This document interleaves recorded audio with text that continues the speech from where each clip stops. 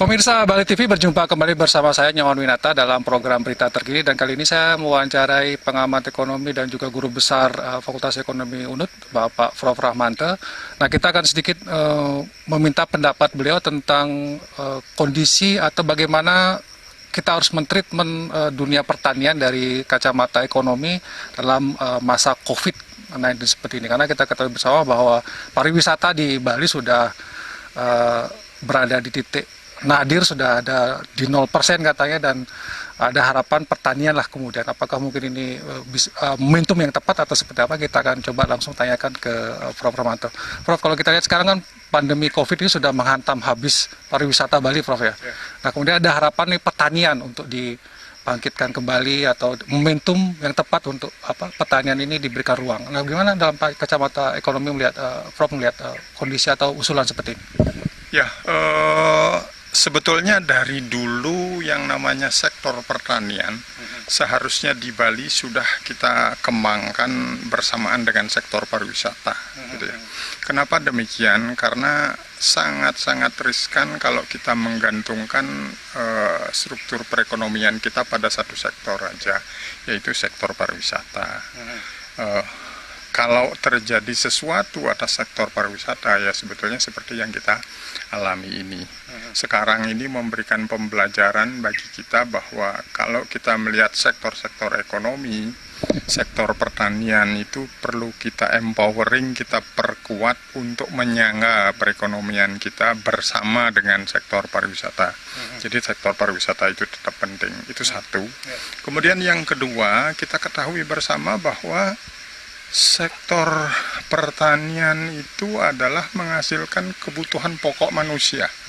Dalam kondisi gimana pun, ekonomi terpuruk, katakanlah seperti sekarang ini, maupun apalagi ekonomi bagus dengan pertumbuhan baik, orang tetap perlu makan minum yang dihasilkan oleh sektor pariwisata. Sedangkan di lain sisi kalau kita bandingkan dengan pariwisata, misalnya pada saat seperti ini orang tidak bakalan ada yang berpariwisata.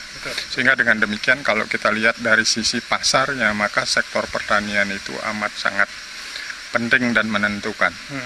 Dan apalagi kita dapat pembelajaran sekarang bahwa selama ini pangan kita, kebutuhan pokok kita sangat kita gantungkan kepada daerah lain, bahkan dari luar negeri, seperti buah dan lain sebagainya untuk konsumsi, baik konsumsi langsung maupun konsumsi ritual. Anggenra ke Banten dan lain sebagainya itu buahnya import, yang pada saat seperti sekarang itu akhirnya kita mengalami kendala. Jadi apalagi yang alasan ketiga adalah bahwa pertanian di Bali itu kan tidak semata-mata hanya menghasilkan kebutuhan pangan saja, tetapi dia juga merupakan penyangga budaya kita. Budaya kita amat sangat banyak di sektor pertanian, yang kalau sektor pertanian itu kita lestarikan, itu berarti kita juga melestarikan budaya kita. Sementara budaya kita adalah modal dasar bagi sektor pariwisata. Jadi ini sebetulnya saling berkait, gitu ya. Belum lagi kalau kita bicara fungsi pertanian, khususnya di Bali itu adalah fungsi ekologi. Dia akan bisa mencegah banjir dan seterusnya. Jadi amat sangat banyak alasan, cuman sekaranglah momentum bagi kita untuk kondisi ini telah mengingatkan kita kembali bahwa pertanian memang harus kita pikirkan. Kalau dulu produktivitas sudah bisa kita tingkatkan melalui program-program yang dibantu oleh pemerintah. Sekarang yang perlu kita bantu adalah meningkatkan teknologi dan pemasaran. Kan kita ketahui bersama bahwa lahan pertanian kita setiap tahunnya sudah semakin menyusut. Kalau kita berbicara produktivitas untuk bisa memenuhi kebutuhan pangan di Bali, kalau kita ingin mandiri pangan gitu misalnya, lahan yang menyempit itu tentu menjadi kontraproduktif. Sehingga dengan demikian ini mesti kita jawab dengan teknologi, gitu ya. Baik. Mungkin bentuk kalau ini malah momentum yang tepat dalam suasana pandemi ini, menyadarkan kita bahwa pertanian itu sangat penting. Nah, bentuk yang mungkin harus pemerintah lakukan apa, Prof? Supaya betul-betul ini tidak hanya wacana lagi ya, pertanian diperhatikan gitu. Apa yang harus dilakukan pemerintah dalam kondisi seperti sekarang ini, Prof? Ya, yang pertama perubahan mindset. Perubahan mindset masyarakat tidak terkecuali yang masih sedang bertani saat ini maupun mereka yang belum tertarik kepada sektor pertanian, khususnya mereka-mereka yang saat ini banyak yang kehilangan pekerjaan gitu ya. Supaya mereka menganggap bahwa bekerja di sektor pertanian itu adalah mulia.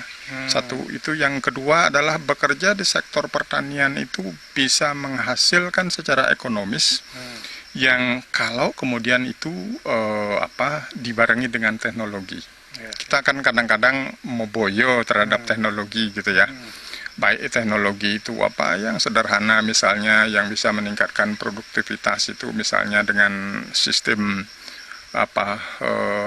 yang lebih modern dan lain sebagainya. Jadi kita harus siap memang belajar untuk itu supaya produktivitas bisa kita tingkatkan.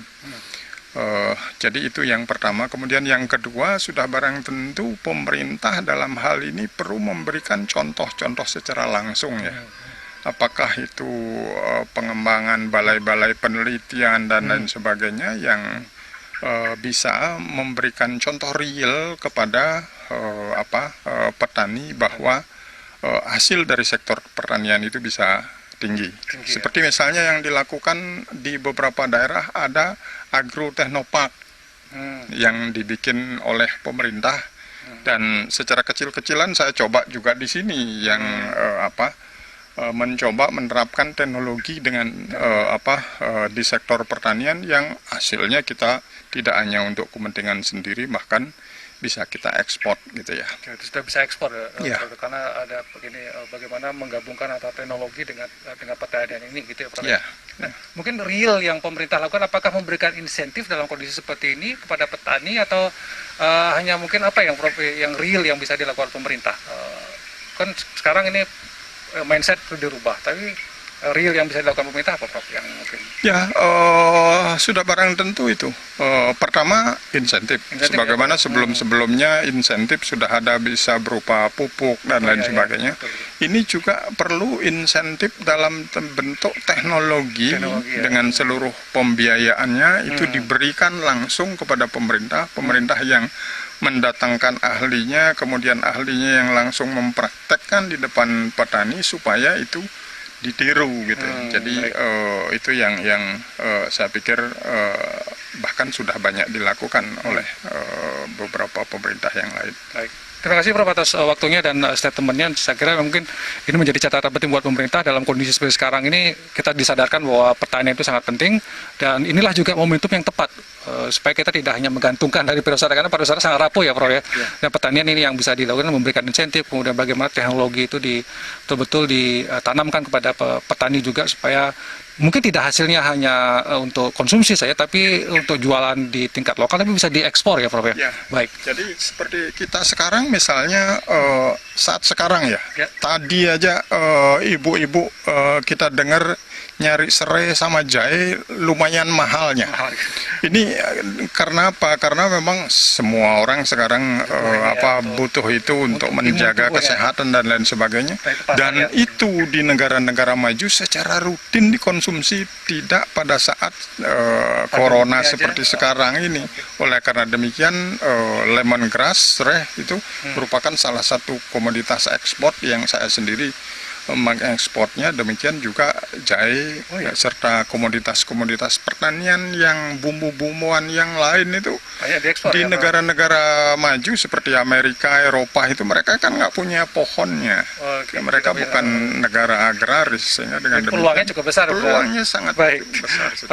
Baik. Terima kasih Prof atas waktunya. Terima kasih atas mungkin pencerahannya kepada kita semua tentang sektor pertanian ini yang bisa punya nilai ekspor, yang kecil-kecil juga punya nilai ekspor. Berita terkini, sampai jumpa di berita terkini berikutnya.